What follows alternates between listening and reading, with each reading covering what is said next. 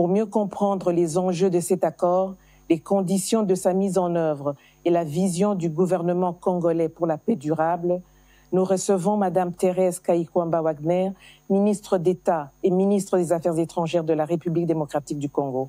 Madame la ministre, bonsoir. Bonsoir. Et merci d'accorder cette entrevue exclusive à la radio-télévision nationale congolaise. Merci à vous. Avec toute votre équipe, on peut dire que vous avez été diplomatiquement décisive au sujet de la guerre d'agression que subit la République démocratique du Congo de la part du Rwanda.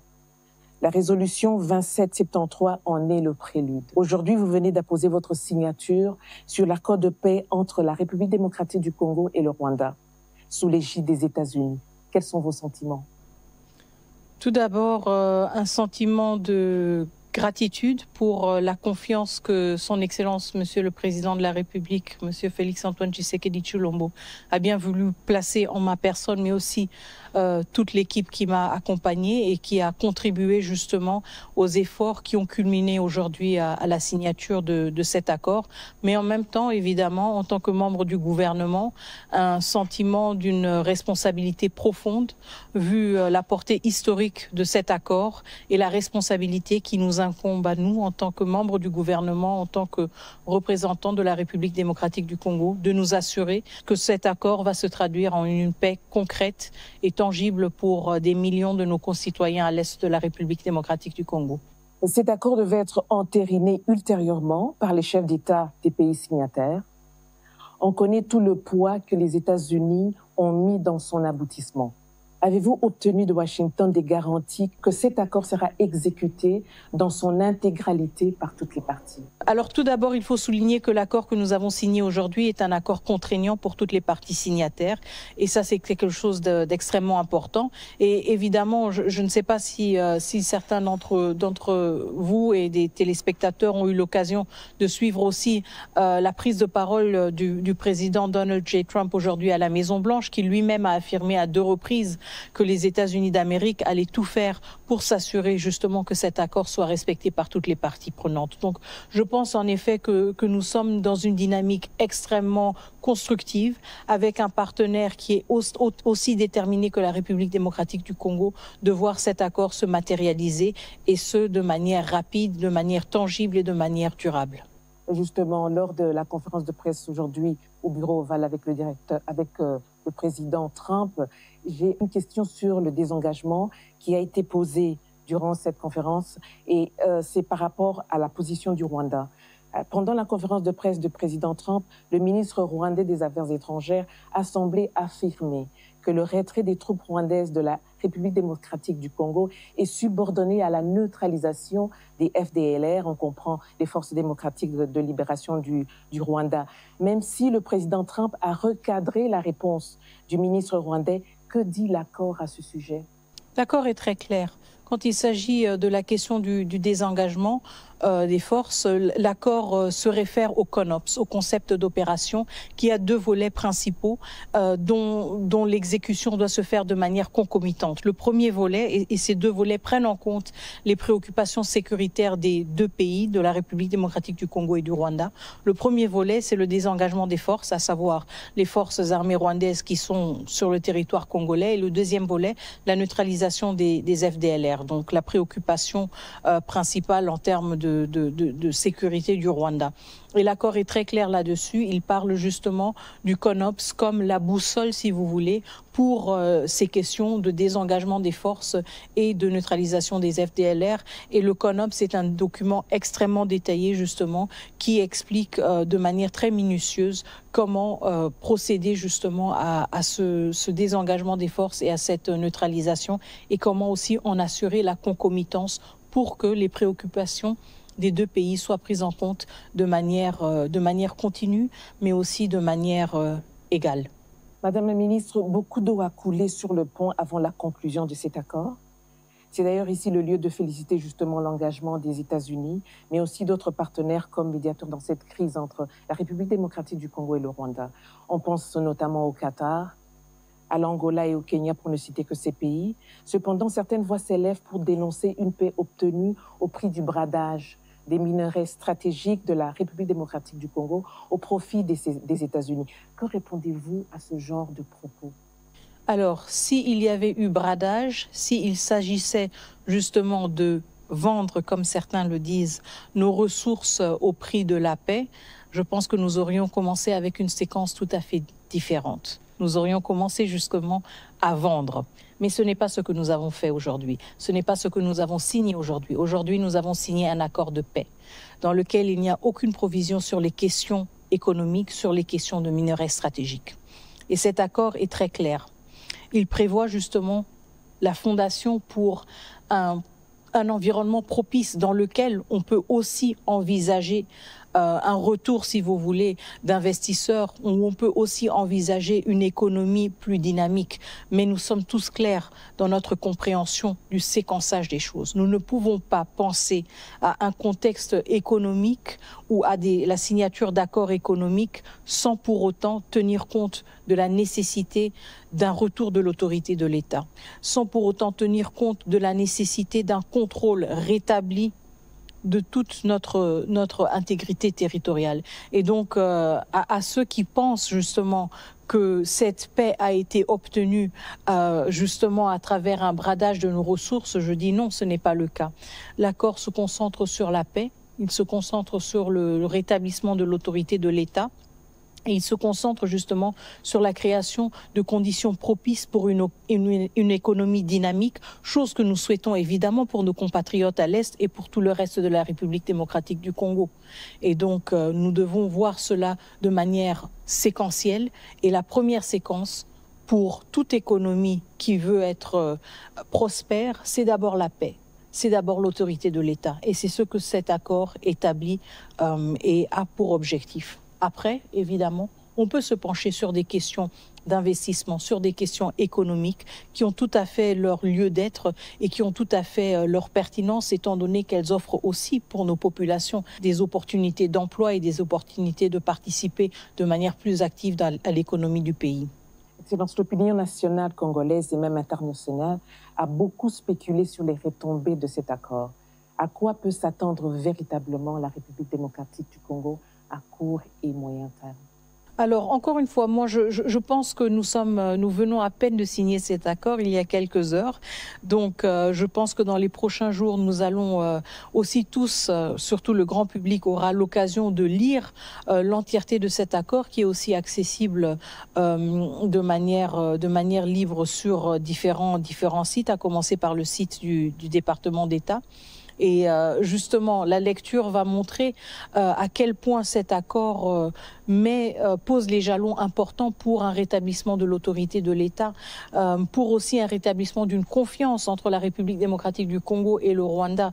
Nous savons évidemment que nous allons toujours être des voisins, donc cet accord est critique pour aussi voir comment entre voisins, nous pouvons graduellement améliorer nos relations. Nous pouvons prendre en compte les considérations ou les préoccupations sécuritaires des uns et des autres et nous pouvons justement créer des conditions propices à une cohabitation plus pacifique. Alors en termes de retombées, je veux surtout mettre le focus sur le rétablissement de l'autorité de l'État.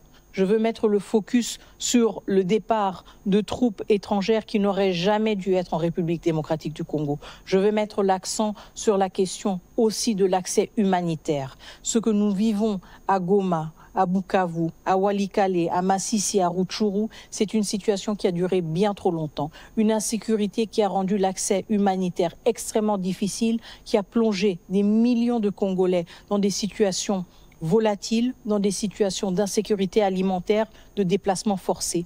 Et donc ce sont les retombées très concrètes et très tangibles auxquelles nous nous attendons à travers cet accord qui entre en vigueur dès sa signature, à savoir dès maintenant. Et pour nous, c'est justement la question que nous avons toujours placée au centre de nos négociations.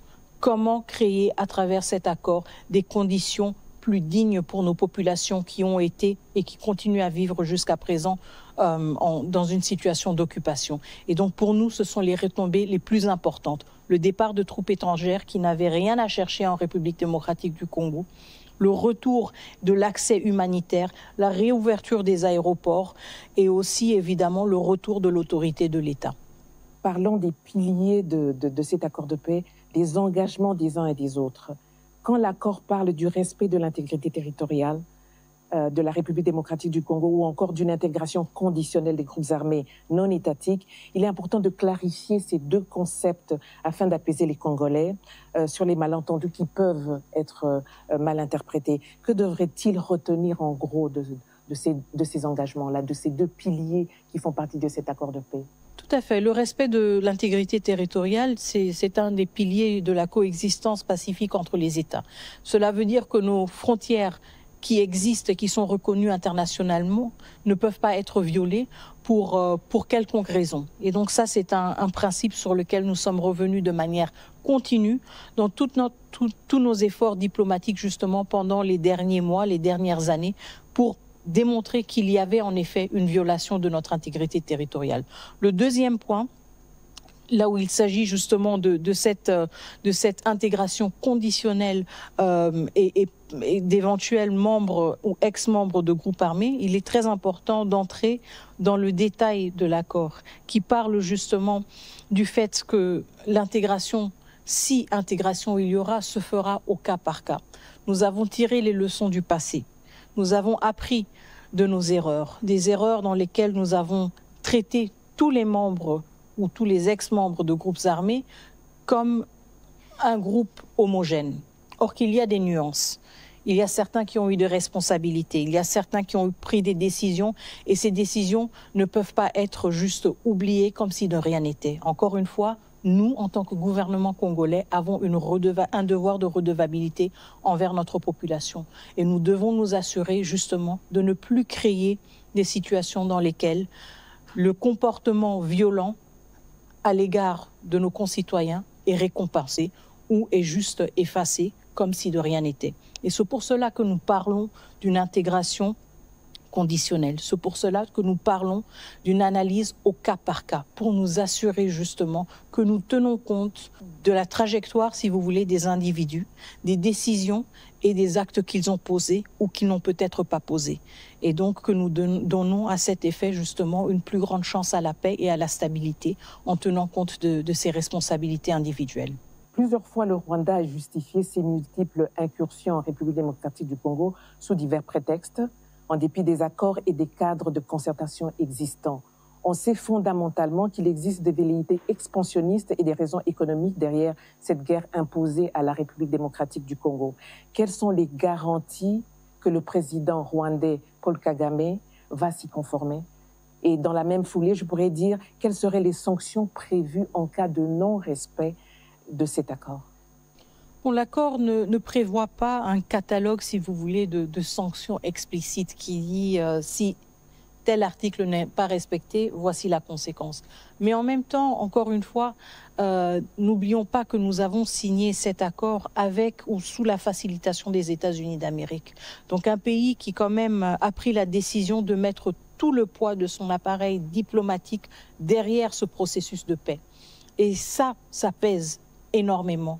Ça veut dire que nous avons aussi une garantie justement de savoir que ce facilitateur, mais aussi ce champion de l'accord, sera prêt à le défendre quand il y aura des violations de l'accord. Et pour nous, c'est quelque chose d'extrêmement important parce que ça nous réconforte justement dans notre détermination de nous assurer que nous allons honorer nos engagements, mais aussi dans notre certitude que ceux qui ne vont pas le faire seront responsabilisés par les États-Unis d'Amérique, déjà en tant que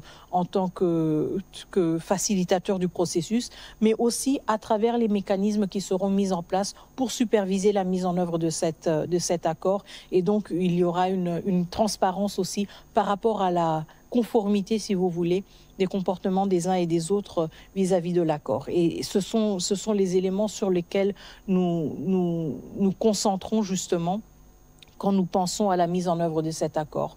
Le poids politique des États-Unis d'Amérique, mais aussi les mécanismes de suivi et d'évaluation qui sont mis en place à travers cet accord, la vérité, pour établir les faits et constater la conformité du comportement des uns et des autres avec ce que l'accord prévoit.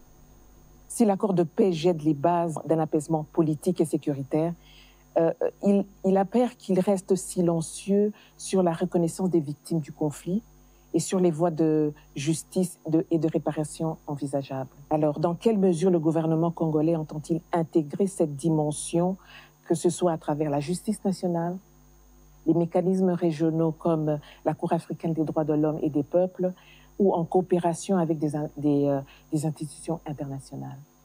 Alors, je pense que c'est une question tout à fait pertinente et vous savez, le président de la République a toujours été très clair sur la question de l'impunité, sur la question aussi de la réhabilitation de plusieurs victimes de guerre, y compris justement les plus récentes. Et donc, le gouvernement de la République démocratique du Congo est très conscient du fait que la question de l'impunité, la question des survivants et survivantes doit être aussi au cœur de toute reconstruction, de toute réhabilitation de nos communautés qui ont été meurtries par ces années de conflit. Maintenant, le fait que la question de la justice n'ait pas une position aussi centrale ou aussi visible dans l'accord, on vient de parler de la question justement de l'intégration conditionnelle. Donc je pense que là, il y a un élément de l'impunité déjà ou de la lutte contre l'impunité qui est inclus de manière implicite, mais le fait que cet accord n'en parle pas de manière aussi explicite, encore une fois, ne veut pas dire que c'est une question qui ne peut pas être abordée du tout. Et donc, vous l'avez évoqué par rapport à la Cour africaine des droits de l'homme et des peuples. Et nous avons aussi eu une percée très importante au niveau du Conseil des droits de l'homme des Nations Unies qui ont décidé de mettre en place une commission d'enquête indépendante. Donc, on voit que un accord n'existe pas dans un vide. Il existe dans un écosystème, si vous voulez, d'efforts complémentaires qui contribuent à bien asseoir justement la mise en œuvre de cet accord. Et la question de la justice, je pense qu'elle justement accompagne cet accord de manière très importante et de manière aussi très soutenue par le gouvernement de la République démocratique du Congo. Et nous allons continuer à fournir les efforts nécessaires justement pour nous assurer que ces questions de justice, que ces questions de justice transitionnelle aussi, de réparation des victimes, soient prises en compte et fassent partie intégrante justement de nos efforts vers une paix plus durable dans l'Est de la République démocratique du Congo, mais aussi dans la région des Grands Lacs. Excellence, Madame la Ministre. Merci. Merci beaucoup, Madame.